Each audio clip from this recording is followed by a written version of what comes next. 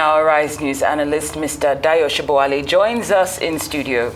Good afternoon. Good to have you, Mr. Sobowale. Thank you so much for joining us. Thank you so much. You watched that, at least a snippet of the town hall, and just wondering how much confidence you think that that inspires in Lagosians, because I think after you left yesterday, the Labour Party governorship candidates addressed, had a press conference, and he said that they will not be fooled a second time and will be making private arrangements for their own security to inspire confidence. So when you pair that along with this, do you think that there will be, there's confidence in the police when we hear statements like that? Well, the police is taking steps to let people know that the coast is clear, that it is in charge. But it is not doing it alone. It has brought in community leaders, which is a very positive way of going about it. And I think it should yield positive result. But you mentioned something about the governorship candidate of the Labour Party giving a press conference. I watched it. Okay. Get me? And the way he was talking, I think he has exaggerated the security. Because if you look at what the police is doing, it's different from what he was trying to do. He was trying to whip up sentiment as if there is an impending war, or that having won Lagos State, they have conquered the entire political landscape. But it's an ongoing election. The same set of people who turned out the last time might not turn out this time around. But the election is clear. People should not be intimidated. They won.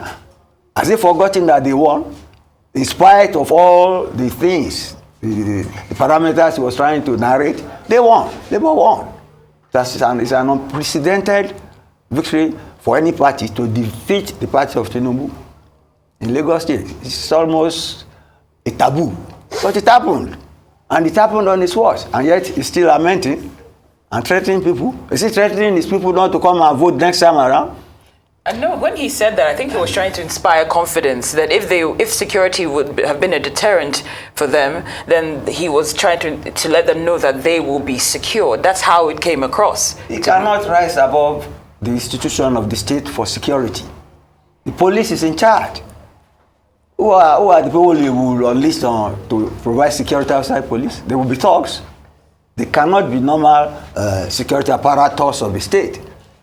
That will not be legitimate. So the legitimate way to go about it is to do it constitutionally. Let the instrument of security for the election perform its duty. That instrument of authority has expanded to include community leaders. That's communal protection and leadership. That will deter those who want to foment trouble or derail the election of March 11. Now, after the release of the results from the presidential election, I believe all parties have scrambled back to the drawing board to see where they can reassess and re-strategize to assure themselves a victory on March 11th. I'd love to know from your perspective, what are the key lessons that you think each party needs to learn as we count down to the next election? That's a loaded question, but I will attempt to answer it. Okay, let's start with APC. APC is hurting badly because of the performance of the presidential candidate of the APC in Lagos State. Tinubu is literally the godfather of Lagos politics, and he has distributed a lot of flags. So his people are hurt, humiliated. But that is the result. That is the reality. And I can assure you, they will do all it takes to mobilize themselves, to mobilize. And I dare say they will not want insecurity because they want to show that they still control Lagos. Now, Labour Party should get its house in order. They won the election. You cannot be kicking against the result of the election or the insecurity. Did they win because of insecurity? So it should go to the police, cooperate with the police, cooperate with the communal leaders, so that they can sustain what they want. I have no doubt in my mind, if people come out like they did for them, the APC will be trembling in his shoes. As for the PDP, I think, like I said yesterday, Labour has stolen the thunder of the PDP in Lagos State. That's the long and short of it. That's the long and short of it. The APC and PDP had always been the two main contenders. But like an intruder, and a very, very strong intruder, Labour has stolen their meal. So, no, I don't see PDP making any inroad. So in Lagos, there should be a straight fight between Labour and APC. You mentioned that you feel turnout might be lower for the gubernatorial elections compared to what we saw at the presidential. Does any? No. Okay, do you think turnout? Opposite. Okay, you think turnout will be higher? Yeah, because of the fact that APC lost Lagos during the presidential election. You see, if you read the mood of those in APC, it's like they committed suicide on that day. So they are going to mobilize like no man's business. And I said it yesterday, the turnout will be massive.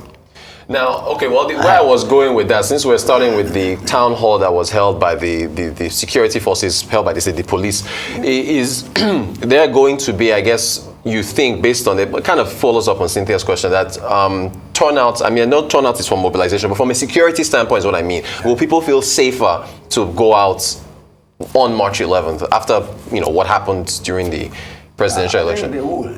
If you are somebody who voted for Obi, and you secured Lagos for Obi, what stops you from coming out to seek Lagos State governorship? The price is too enticing for them to let this may be the last time they may have that opportunity. Okay. They are not stupid people. They will come out. Yeah.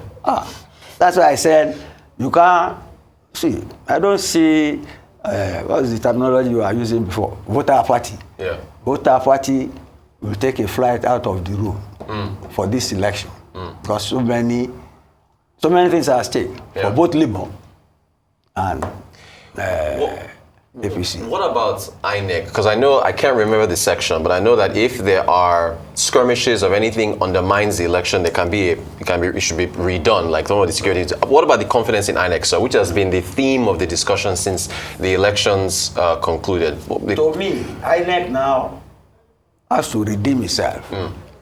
It must choose performance, flawless, efficient, effective performance to save face and to be seen are still there. Because literally, people have seen INEC as a malfunctioning electoral institution. So that's to redeem its image, its reputation, and raise its level of performance. Or else, they may have to stop using this same INEC for elections in this country again. That's well said, Mr. Sobowale. Now, to lead to my question, I'm wondering how much is left of INEC's reputation to actually redeem. Because we have a group of, a coalition of civil society organizations.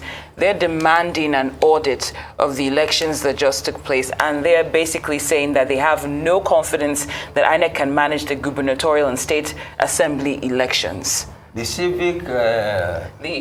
it's a coalition of civil society organizations. Who are the societies? These are amorphous bodies who say they are fighting for democracy, but they are not voters. Let the voters decide. That is democracy. They are interlopers. They have no locus. Get me? We are not playing the football match that we are asking spectators to come and watch. Right. This is about power. Transition of power, and the youth of this country are on fire now to use an opportunity to show the elders that they can't take them for granted. And that the election in Lagos is the best example, illustration of that, of their determination. All right. All right, Mr. Sobowale, we'll be right back to you. But for now, we're going to cross over to our RISE correspondent in Kano, Ayo Adenaye, who is on standby at the police headquarters to give us a situation report from Kano State. Ayo, good day and welcome to Nigeria Decides. Can you let us know what is happening at the police station in Kano? All right, good morning, and it's a pleasant day for us here in the ancient city of Kano. And live here, I am at the police headquarters, which is situated in Bompai. And more as a lot of things have really been happening after the election that resulted to some violence in some local government in the state. Like we reported yesterday that the majority leader of the House, Alhassan Adodogwa, was arrested, and also he was arraigned before a magistrate court yesterday, where he was also remanded and is expected to file for his bail, by March 7. Also, we woke up to the news that another member has also been arrested, representing a member-elect for Dala Federal Constituency. But at this moment, I am joined by the State Police Public Relations Officer, Haruna Abdullahi Kiyawa, who will give us an update as regarding the latest invite that they gave to the federal lawmaker-elect for Dala Federal Constituency. And he will also give us the update as regarding the majority leader, Alhassan Adodogwa. So I'm joined by the Police Public Relations. First, we'll start with Alhassan Adodogwa, who have a lot of allegations and so on regarding what transpired in Tudunwada Dogwa Federal Constituency, and of course the subsequent arrest of the majority leader. First, we'd like to find out what is the situation like. My name is SP Abdullah Haruna Kiyawa, the Public Relations Officer of Kano State Police Command. Of course, if you can recall, on 26 February 2023, we issued a press release for an incident that happened in Tudunwada local government area here in Kano State. While collation of results was ongoing, the local government collation center, that is the INEC office in Tudunwada local government area, some talks now went to NNPP campaign office and burned down the whole building. As a result, 2 people died on that day, during that incident that happened that day at about 4 p.m. in the evening. Team of policemen immediately went to the scene. At the scene, 4 suspects were arrested, and also investigation immediately commenced. After that incident, also on that the same day, we saw some viral video in the social media with some people being with suspected gunshots, alleging that they were attacked by the majority leader, that is Honorable Alhassan Adodogwa, a member representing Tudunwada and Dogwa Federal Constituency. With these complaints also received and the viral video, this prompted the Kano State Police Command, under the leadership of the Commissioner of Police in charge of the 2023 general election in Kano State, CP Muhammad Yakubu, to order for a thorough investigation. Of course, at the onset of the investigation, the majority leader and a formal invitation was extended to him. And having refused to honor the invitation honorably, the command was left with no any other option than to initiate a motion for his arrest. He was subsequently arrested on 28 February this year at Malam Aminu Kano International Airport. Yesterday, he was arraigned together with the other suspects arrested before Magistrate Court 58 No Man's Land here in Kano State for these offenses, that is criminal conspiracy, culpable homicide, inciting disturbance, and mischief by fire. All right, so like I said, we also woke up to the news that another lawmaker-elect was also arrested. Can you confirm this to us? Yes, that one, we invited him also. We have a lot of reports, and it was discovered that during some political campaign. Can you tell us his name? Yeah, he's the member-elect of Dala Federal Constituency in person of Aliu Sani Madaki. That is the member-elect of Dala Federal Constituency. He was invited by the command, and currently he's at the command here, at the Criminal Investigations Department of the command, undergoing investigation. All right, so for Dogwa, about 2 persons were set. I have other people arrested along with the majority leader. For this, for Dala Federal Constituency, is it only Madaki that you invited, or you have other people too that were also invited for the For that one, it's only Madaki. He was at the command. Currently, is undergoing investigation at the command for suspected unlawful possession of the firearm that he was seen brandishing during political campaign. All right, I don't know if we have a question for him from the studio. Yeah, how confident is the police with respect to quelling the security issues in the area going forward as far as safety, general safety is concerned? All right, so what effort are you doing to ensure that you forestall such occurrences, especially as we prepare for the governorship election? Of course, the command will not leave any stone unturned. We'll continue to ensure that the coming 2023 gubernatorial election is peaceful in Kano State. We will continue to engage with our stakeholders and ensure that the election is peaceful. In Kano State, we have a good working relationship between the police and sister security agencies, the command, as well as other security agencies together with INEC. We have been holding the Interagency Consultative Committee on Election Security meetings, and of course, we are working cordially to ensure that the coming election is more successful than this. We recorded a lot of success in this election as everything went on without any hitch. All right, that is Yes, it from the sir. police Dayo. public relations officer here in Kano State. Yes, sir. Yes, ma'am. Cynthia, thank you so much. Just wanted to ask if there was any case of misinformation. We understand that posed a distraction to the Lagos police here. I'm just wondering if that was also a shared experience in Kano by the security operatives, based on fake alerts and fake security alerts. All right, so was there any fake security alert that you received in the course of your duty? The good people of the state have been cooperating. And of course, during the election period, we have our joint operation room. And the good people of the state have been giving us updates on the happenings within their polling units and their wards. And of course, we have recorded successes as far as the election is concerned.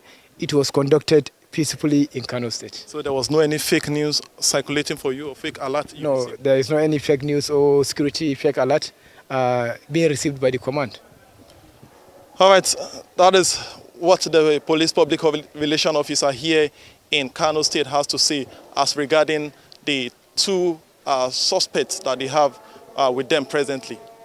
All right, Ayo Adenaye reporting live from Kano. Thank you so much for that situation report. And we do applaud the police for their swift response to those incidents. And always good news to know that there are people who are being held in custody and interrogated. Now, back to the conversation here in studio with Dayo Sobowale. As we're coming from Kano, I'd love to expand our conversation to the rest of the country as well. The G5 states, or rather, shall we call them the G5 governors, because those states right now are currently in great contention.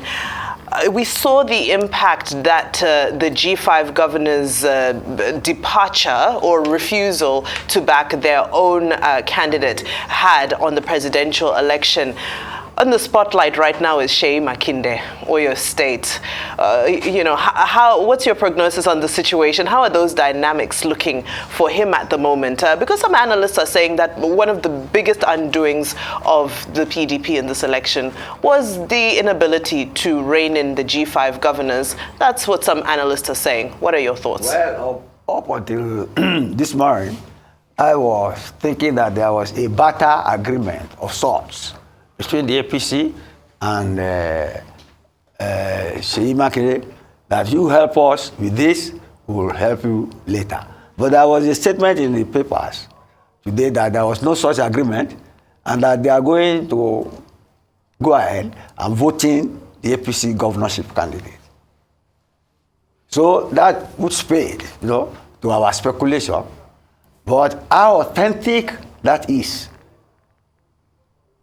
another issue. It's only the results that can bear that out.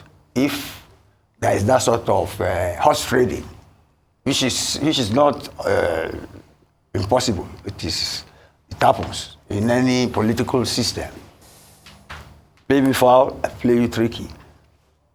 Play ball with me, I play ball with you. But in essence, without a party in power, or even a party with the potential of being in power, have they not been left with no influence at all? PDP? The G5 governors. The G5 governor. Well, I think what they were interested in is the presidential election. And to a large extent, they help Labour. To a large extent, they help. You cannot dispute that. Get me? So now it is back. Their dispute was with their presidential candidate, and they have, had their pound of flesh, sort of. So they return to normal business and now find a way of, backing the fortunes of their real PDP in the coming elections. I want to go back to security and our correspondent in Kano. Mr. Sobowale, do you think the police, the sentiments that the police seem to be more reactive than proactive to these skirmishes that keep popping up? What do you think? What do you think? Why would you rate the level of the efficiency of the police in being able to preempt, not react after he talked about the NNPP building being burned down, razed to the ground, the attacks on voters and so on and so forth. It always seems to be reactive. Can they get to a level where they preempt these attacks and stop them before they happen? The town hall meeting in Lagos was a preemptive attempt against March 11th. Okay. That's in order. Yeah. The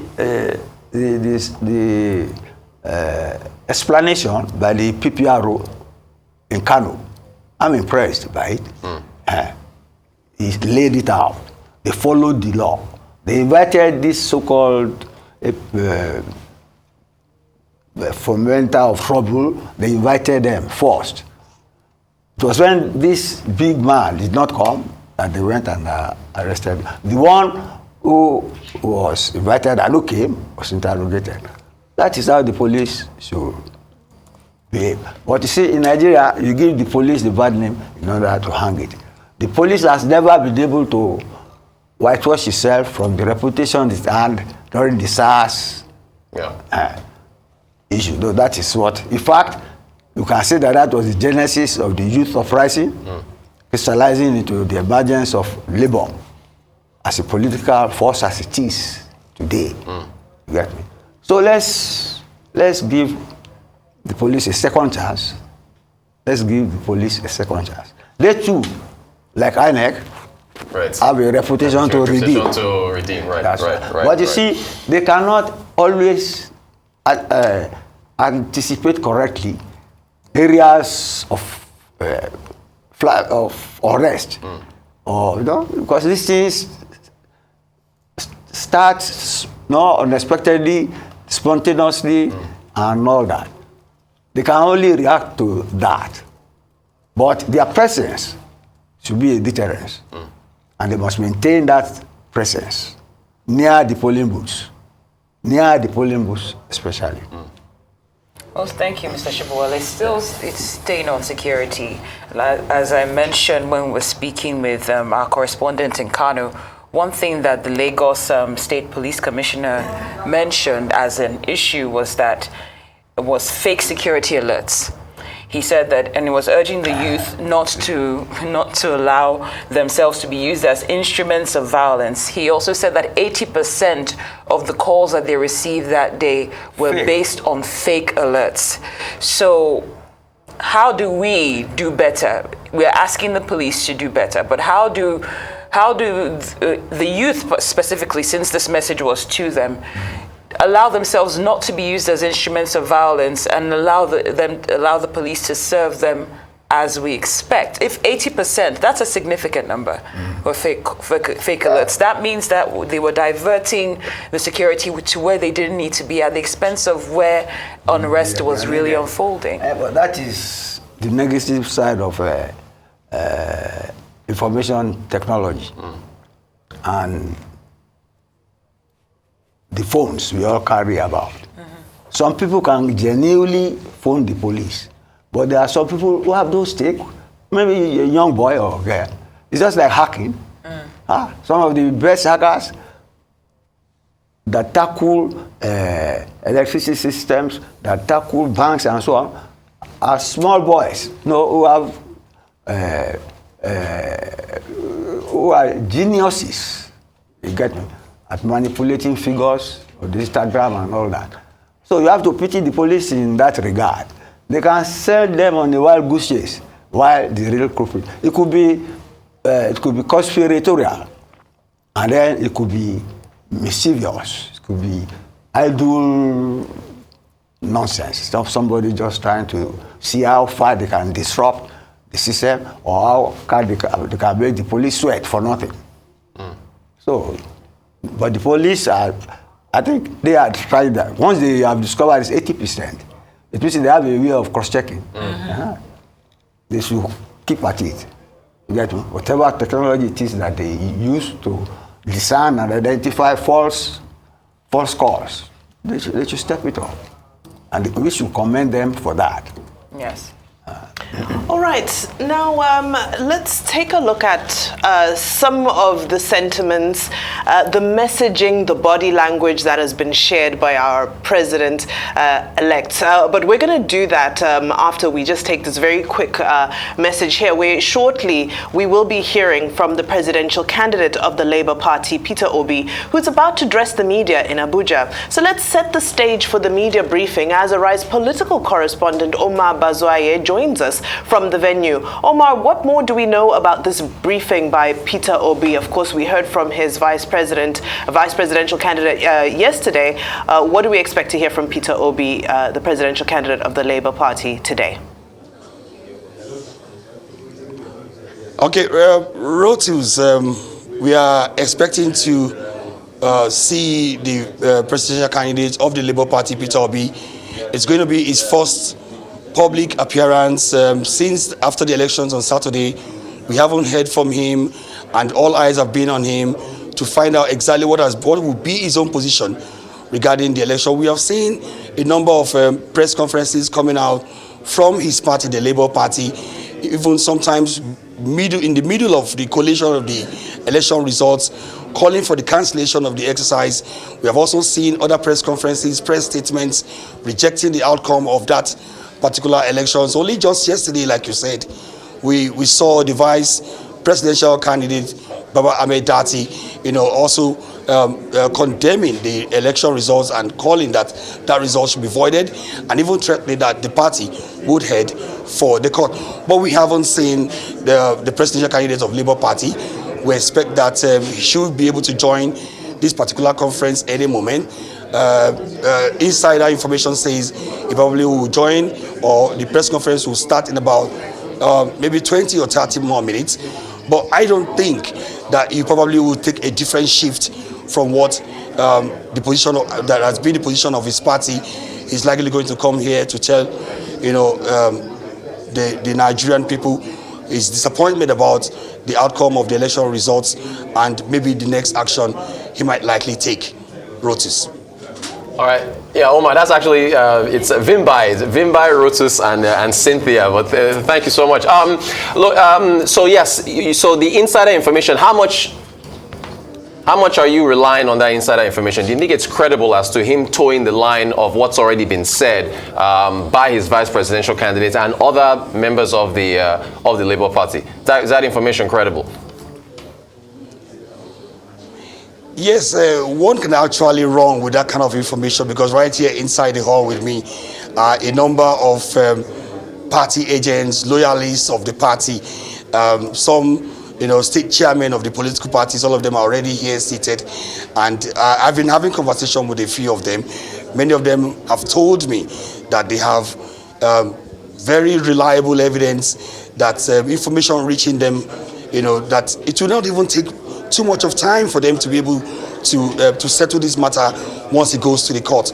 That one does not even have to look too far to find the evidence. That is almost virtually everywhere in each polling unit that you try to want to scrutinize or verify. They have talked about seeing results from another state appearing via the beavers in a different state entirely, and they think that in some other cases the results that was meant for the Labour Party were either subtracted or somehow manipulated, and so they just think that the manner with which the election according to them, was rigged is very crude, and that it is just too obvious.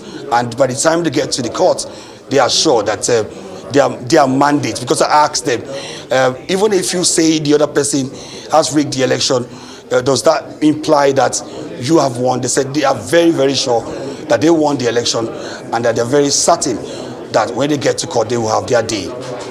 Well, thank you so much, Rice correspondent Umar Bazwaye, for bringing us that update. We'll definitely link up with you by the time the conference begins. Thank you so much.